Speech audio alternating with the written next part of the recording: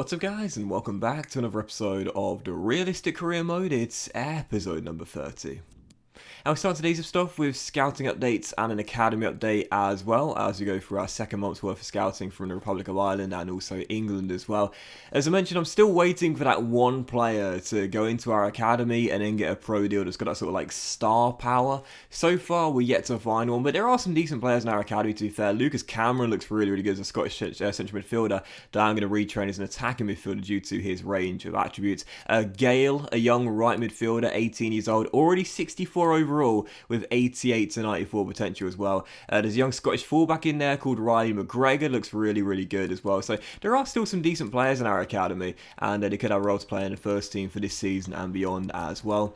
And look, our fixtures for December, as you can see, some very favourable Premier League fixtures coming, a very tricky test there away at the King Power, and also of course match day 6 in the Europa League away in the Netherlands against AZ Alkmaar, where as we know, after going 5 from 5 in our first 5 games, 100% record, we've won every single game, we've already guaranteed qualification and top spot as well. Taking to that one there, we will of course rotate our entire side. So the first game of today's episode, Newcastle United here at Turf Moor on the back of the absolutely thrilling comeback victory against Graham Potter's Brighton in the last game, in the last episode. One of my favourite wins of the series, that one there. 2-0 down at half-time, then going on to win it by 3 goals to 2. Taking on the Magpies here, had a really fast start to the game, putting the pressure on very early on. Tyrese Campbell looking dangerous, and 16 minutes in got our first goal as well. As we know, you've seen the injuries this season to Ollie McBurney, Callum Wilson, who's now back in the team from injury, and also Conley as well, but Tyrese Campbell is still one striker that hasn't had a knock so far, and I'm hoping he's going to build on what was a decent second half of the season last year when we brought him in on transfer deadline day. So 1-0 Burnley, it was Campbell with the goal, and to us we dominated for the entire game. One of those matches where like you're surprised you're still only leading by 1, and as I always say, I never feel comfortable only leading by 1, no matter how well I've played. So with 5 minutes to go, looking to wrap the points up, and we would as well. Grady D and Gannon spots Reece Nelson at the back stick, and talking of goal scorers, Reece Nelson this season, that was his 5th goal in the Premier League already. Obviously season 1 was probably his best season for us. Last season, his first permanent season as a Burnley player, he was decent. But this season, he is off to a red-hot start, and this might well be his best campaign of this series so far. I don't want to jinx it, but for the second game of today's episode was indeed match day 6 in the Europa League group stage. AZ Alkmaar away. Bad news early on. Another injury. Semenyo going down, who would soldier on for most of the game, but would fall behind in the first half an hour as well.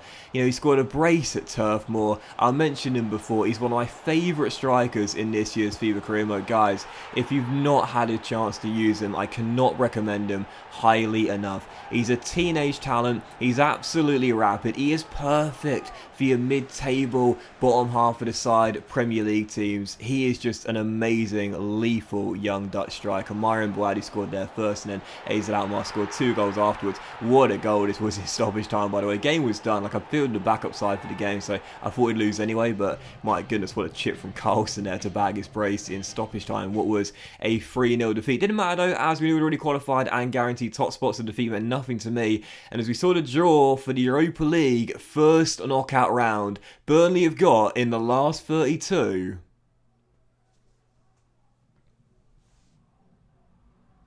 there we are, Dynamo Kiev, last tie out of the hat, last team out of the hat. Dynamo Kiev, the Ukrainians, in the round of 32. Both legs come in February, first one being away in Ukraine, that second one getting sandwiched in between the Brighton and Sheffield United games. And as we see there, another injury to report. Antoine Semenyo broke his toe in the Netherlands. He's down for 3 months, but I know I mention it every single time we get an injury. It's good, it's challenging, and again, it's more realistic that we're getting more injuries this season as well, due to the fact we've got an extra games to play in midweek on the Thursday nights, all the travelling across as well. Players going to be more fatigued, more injury prone. It's more realistic, and I'm liking the challenge to go along with it as well. So many down for 3 months, and I thought because of that, do you know what? We have a bit of a squad depth situation right now, and we've got a lot of players, just not a lot of quality. I thought let's give some kids some pro deals, shall we? And I gave 3 players pro deals. Riley McGregor, the young fullback who looks really good. Lucas Cameron, this is the standout with the bunch, I would say. Central midfielder with the 78 dribbling stat here, 86 ball control, 81 curve I think he's got as well. Look, this guy's got to play as an attacking midfielder, man. We'll see his overall increase pretty significantly, I think. And whilst we don't play with attacking midfielders, I think having him sitting deeper in the CM role is kind of pointless. So if we are to throw him into the deep end, Lucas Cameron, we'll have to adjust to playing a 4-1-2-1-2 wide system to get the best out of him in the attacking midfield role. Him sitting just through the middle of the park would be a waste of his good dribbling stats. So yeah, he comes out of the academy, exciting prospect tag. It's really good. As does Jonathan Gale as well, young right midfielder with a man bun there. Like that a lot. So 4 players getting pro deals. I only showed you 3 of them though, due to the fact that the other one doesn't have 60 plus overall, which is what you need to see a player's potential. But yeah, those 3 look really, really good indeed. Like I said, you know, we're getting some decent players out of the academy, but we're yet to find one that's got the star power yet. Maybe one of those 3 will fill that gap. So with the 3rd game of today's episode, back to matters in the Premier League. We're staying away from Turf Moor, taking on Leicester away at the King Power Stadium. Brendan Rodgers' side, who of course we turned down the chance to manage last season, as we finished above them in the table last year, above them in the table right now as well. Taking them on away from home, took the lead through Tyrese Campbell, getting another one, but the Foxes would find their leveler with 16 minutes to go. Brendan Rodgers still there. I thought he'd been replaced because they offered him a manager job last season, but evidently not. So yeah, Rodgers still there as he celebrates with Leicester to get back on level terms. Almost won it with 5 minutes to go as well. Danny Ward made a good save from triangle though, as he kept the score at 1-1. So back-to-back games without a win.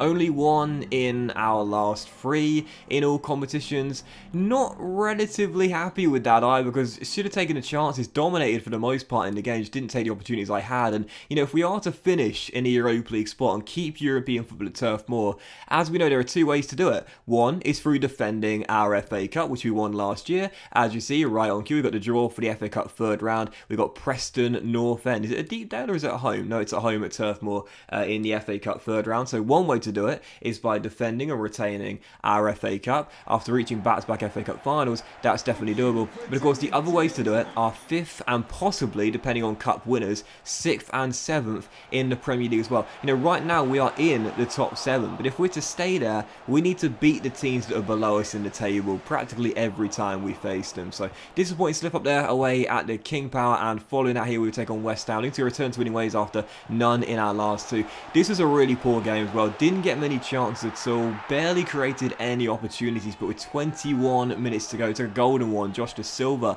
played through 1-on-1 and drilling it into the back of net to give us a big 3 points there. So return to winning ways, couldn't afford another slip up as well. You know, if we are to stay in the top 6, which is where we are right now, we're going to need to keep on winning, you know, every single game. Well, maybe not every single game, but the vast majority of our games against the teams that are below us in the table right now. Look, we're not going to compete for a top 4 place, even though we're not far off it right now.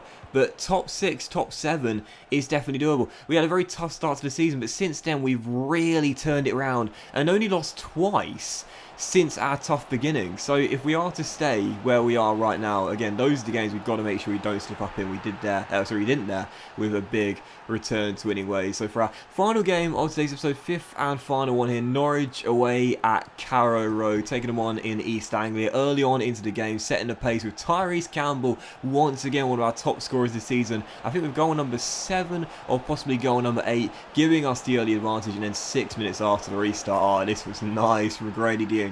I'll be honest here, unintentional, didn't mean to do that, but a nice little stop and turn there on the 180 as he beats his man and finesses it into the far corner. Puts us 2 goals up for his first goal in a Burnley shirt. I was wondering when he was going to get it as well, and Brahma had a good start to the season since coming in on transfer deadline day. Diangana not so much, but his first in a Burnley shirt there puts us 2 goals up, and then soon afterwards Reece Nelson, mentioned at the start of the episode, this guy this season is looking on course to his best in a Burnley shirt. 3-0, 2 goals in 6 minutes as we extended the lead to 3 in what was a very comfortable first hour here at Carrow Road. Though sadly our clean sheet would go. Dwight Gale, who scored against us last season twice, I believe, got Norwich a consolation goal, if not a lifeline. Sorry, a lifeline if not a consolation goal, and in the end it proved to be the latter. 5 minutes to go, chance to wrap the points up for good and extend our, get us back to a 3-goal lead and restore the 3-goal cushion, which we would do. Grady Diangana turns provider, and there is Callum Wilson getting a goals. So cool to see that as well after a